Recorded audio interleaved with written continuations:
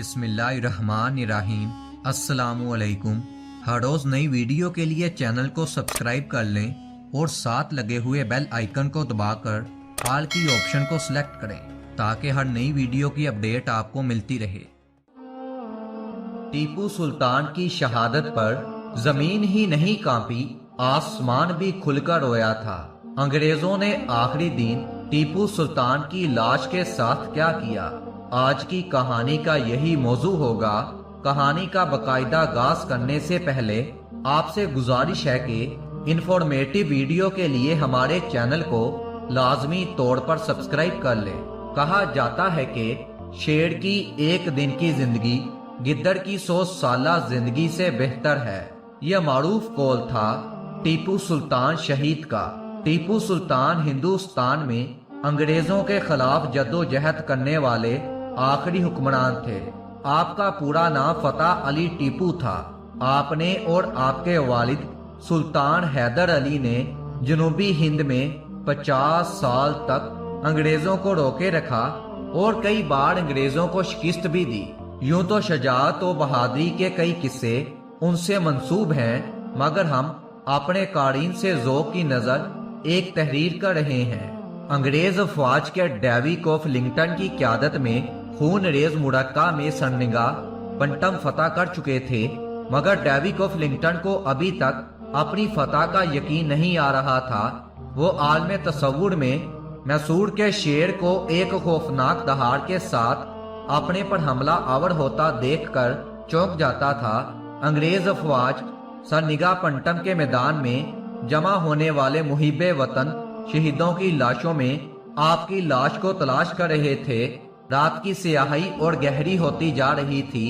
लगता था आसमान ने भी टीपू सुल्तान की शिकस्त पर, जो उसके अपने बेज़मीर दरबारियों और लालची वजीरों की वजह से हुई, अपना चेहरा शब की तारीख में छुपा लिया था। इतने में चंद सिपाही डेविड ऑफ लिंगटन के खेमे में आए। उनके चेहरे खुशी से दमक रहे थे। उन्होंने उसे टीपू सुल्तान की शहादत और उसकी लाश बरामद होने की इत्तला दी। ये लाश सुल्तान के वफादारों के डेरे के नीचे दबी मिली। जनरल खुशी से हवास बागता होकर सुल्तान की लाश के पास पहुंचा तो वो पाशो वफादारी के जमकट में ऐसी पड़ी थी जैसे बुझी हुई शम्मा अपने गिर्द जलकर मरने वाले परवानों के हजूम में हो। जनरल ने सुल्तान के हाथ में दबी उसकी तलवार से उसे पहचान कर उसकी शनाख्त की। यह तलवार आखिरी वक्त तक सुल्तान टीपू के फुलादी पंजे से छुड़ाई ना जा सकी। इस मौके पर जनरल ने एक बहादुर सिपाही की तरह उस शेर को सलूट किया और तारीखी जुमला कहा कि आज से हिंदुस्तान हमारा है, अब कोई ताकत हमारी राह नहीं रोक सकती। और उसकी लाश अंदर महल जनान खाने में बजवाई ताकि अहले खाना उसका आखिरी दीदार करें। उसके साथ ही आसमान स्याह बादल से ढक गया। जब सुल्तान की कब्र खोदी जाने लगी तो आसमान का सीना भी शक हो गया और चारों तरफ गैज़ो गजब के सार नमूदार हुए। बिजली के कोंदे लपक लपक कर आसमान के गजब का इजहार कर रहे थे। उस वक्त गुलाम अली लंकड़ा, मीर सादिक और दीवान पुरनिया जैसे गर्दाने वतन खौफ और दहशत दिल में छुपाए सुल्तान की मौत की खुशी में अंग्रेज अफसरों के साथ फतह के जाम पी रहे थे और उनके चेहरे पर गर्दारी की स्याही फटकार बंद कर बरस रही थी।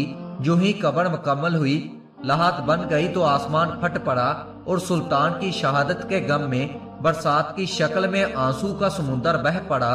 कब्र पर शामियाना ताना गया। महल से लेकर कब्र तक जनरल वेलिंगटन के हुक्म पर टीपू सुल्तान का जनाजा पूरे फौजी इजाज के साथ लाया गया।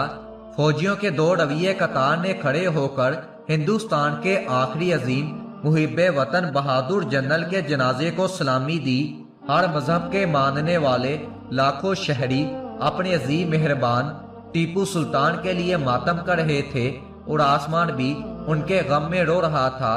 जनरल वेलिंगटन के सिपाही ने आखिरी सलामी के राउंड फायर किए और मैसूर की जमीन ने अपने एक अजीम सादतमंद और मुहिब्बे वतन फर्जंद को अपनी आगोश में एक मादरे मेहरबान की तरह समेट लिया। इस मौके पर सुल्तान के मासूम चेहरे पर ایک ابدی فاتحانہ مسکراہٹ نور بن کر چمک رہی تھی۔ آج بھی ہندوستان کے ہزاروں پاسی روزانہ اس عظیم مجاہد کی قبر پر بلا کسی مذہب و ملت کی تفریق کے حاضر ہو کر سلامی دیتے ہیں۔